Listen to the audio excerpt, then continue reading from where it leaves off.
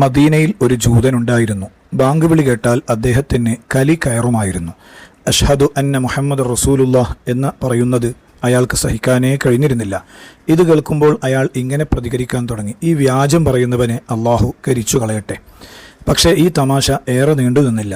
ഒരു രാത്രി അയാളുടെ ഭൃത്യൻ തീയുമായി വീട്ടിലേക്ക് കടക്കുകയായിരുന്നു. വീട്ടുകാരൊക്കെ സുഖസുഷുപ്തി പൂണ്ട സമയം അപ്രതീക്ഷിതമായി ഒരു തീപ്പൊരി പാറി വീട്ടിന് തീപിടിച്ചു. അത് കത്തിച്ചാമ്പലായി. വ്യാജം പറയുന്നവരെ അള്ളാഹു കരിച്ചു കളയട്ടെ എന്ന് പ്രാർത്ഥിച്ചിരുന്ന ജൂതനും കുടുംബവും ഒന്നടങ്കം കത്തിക്കരിഞ്ഞുപോയി. വിശുദ്ധ ഖുർആൻ പറയുന്നു: വഇദാ നാദൈതും ഇലസ്സലാത്തി ഇത്തഖദൂഹാ ഹുസുവൻ വലഇബ ദാലിക ബിഅന്നഹും ഖൗമുൻ ലാ യഅഖിലൂൻ. നിങ്ങൾ നിസ്കാരത്തിനായി വാങ്ക് വിളിച്ചാൽ അതിനെ അവർ പരിഹാസവും വിനോദവുമാക്കി തീർക്കുന്നു. ബുദ്ധിയും വിവേകവും ഇല്ലാത്ത ഒരു ജനതയായതുകൊണ്ട് തന്നെയാണ് അവരങ്ങനെ ചെയ്യുന്നത്. ഇസ്ലാമിക ചിഹ്നങ്ങളെയും മറ്റും പരിഹസിക്കുന്നത് യഹൂദി നസാറാക്കളുടെ ഹോബിയായിരുന്നു.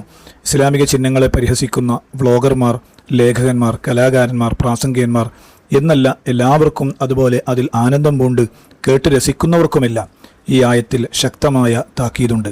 ഇഹപര നഷ്ടത്തിന് അത് കാരണമായേക്കാം. റബ്ബ് നമ്മെ കാത്തുരക്ഷിക്കട്ടെ. وَإِذَا نَادَيْتُمْ إِلَى الصَّلَاةِ اتَّخَذُوهَا هُزُوًا وَلَعِبًا ذَلِكَ بِأَنَّهُمْ قَوْمٌ لَا يَعْقِلُونَ